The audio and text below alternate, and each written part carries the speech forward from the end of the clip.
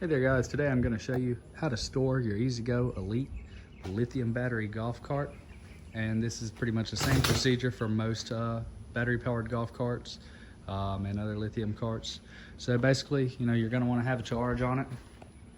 In this case, it is a little bit higher than I would like it. I generally leave it at around 90%, but today it's at 100, so I'm just going to burn it down just a little bit. Once you do that, you don't want to plug it in. It's pretty simple actually. You just want to kill power to the system with the run tow switch. We're going to switch it over to tow. Run and tow / storage there. And now we're ready to cover it, whatever we need to do. And for instance, I'm leaving for a month right now and everything's going to be good to go. When we come back, we'll still have a little bit of charge.